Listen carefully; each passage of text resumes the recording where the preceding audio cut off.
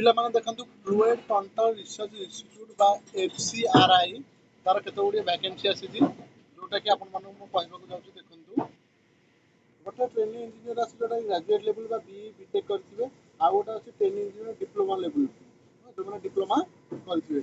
Total vacancy ଯେଉଁଟା graduate ଲେଭେଲ୍ର 15ଟି ଆଉ ଡିପ୍ଲୋମାର 10ଟି ଅଛି। କେଉଁ ପିଲାମାନେ ପକାଇ ପାରିବେ? କ୍ୱାଲିଫିକେସନ୍ କେଉଁମାନଙ୍କର ନା ମେକାନିକାଲ୍, ଇନ୍ଷ୍ଟ୍ରୁମେସନ୍, ଇଲେକ୍ଟ୍ରିକାଲ୍ ଆଉ ସିଭିଲ୍ ଇଏ ବି ସେମ୍। ଏଜ୍ ଦେଖିବାକୁ ଗଲେ BE ବା BTech ପିଲାମାନଙ୍କ ପାଇଁ 30 ବର୍ଷ, ଡିପ୍ଲୋମା ପିଲାମାନଙ୍କ ପାଇଁ 28 ବର୍ଷ। ଚାଲନ୍ତୁ ଅଦର କ୍ରାଇଟେରିଆ ଏଇଟା ଦେଖନ୍ତୁ 1 ଇୟର୍ ଟ୍ରେନିଂସିପ୍। ଆପଣଙ୍କୁ ଗୋଟିଏ ବର୍ଷର ଟ୍ରେନିଂ ଦିଆହେବ ବା କଣ୍ଟ୍ରାକ୍ଚୁଆଲ୍ ରହିବ। ତାପରେ ଆପଣଙ୍କ ପରଫର୍ମାନ୍ସ ଭଲ ରହିଲେ ସେମାନେ 3 ବର୍ଷ ପାଇଁ ଆପଣ ଏକ୍ସଟେନସନ୍ କରିବେ।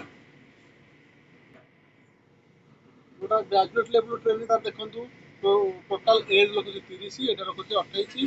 ଭ୍ୟାକେନ୍ସି ଦେଖିଦିଅନ୍ତୁ କାହାର କେତେଟା, ଆଉ ଡିପ୍ଲୋମା ଲେଭେଲ୍ ବି ଭ୍ୟାକେନ୍ସି ଦେଖିଦିଅନ୍ତୁ। ତ ସାଲାରୀ ବା ଷ୍ଟାଇପେଣ୍ଡ ଉପରେ ଦେଖିବାକୁ ଗ୍ରାଜୁଏଟ୍ ଲେଭେଲ୍ 28,000 ଆଉ ଟ୍ରେନିଂ ଡିପ୍ଲୋମା ଲେଭେଲ୍ 21,000 ରହିବ।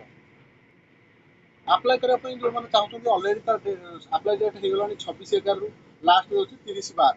ଆପ୍ଲାଏ କରିବା ପାଇଁ ତାର ଗୋଟେ କଣ୍ଡିସନ୍ ହେଉଛି କ'ଣ, ମାନେ 10th କ୍ଲାସ୍ରୁ ଆରମ୍ଭ କରି BTech ଆଉ ଡିପ୍ଲୋମା ପର୍ଯ୍ୟନ୍ତ 65% ସବୁଥିରେ ରଖିଥିବେ, ସେଇମାନେ ହିଁ ଆପ୍ଲାଏ କରିପାରିବେ।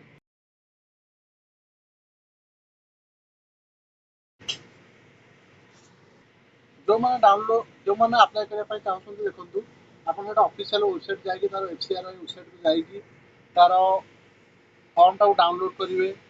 ଡାଉନଲୋଡ଼୍ କଲା ପରେ ତ ପ୍ରିଣ୍ଟ ଆଉଟ୍ ବାହାର କରି ଫିଲ୍ଅପ୍ କରିବେ, ଭଲ ଭାବରେ ସାଇନ୍ କରିବେ। ଆଉ ଫିଲ୍ଅପ୍ କରିଲା ପରେ ଆପଣ ଏହିସବୁ ଡକୁମେଣ୍ଟ ସହିତ ଆପଣ PDF ଫର୍ମାଟ୍ରେ ମେଲ୍ କରିବେ। କେଉଁଠିକି ଇମେଲ୍ କରିବେ ସେଇଟା ଦେଖନ୍ତୁ, ଏଇଟା ହେଉଛି ତାର ଇମେଲ୍ careers@fcriindia.co।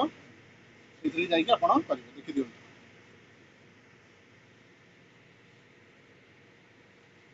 ବୁଝିଲେ, ନୋଟିଫିକେସନ୍ ତାପରେ ରହିବ, ଏସବୁ ରହିବ।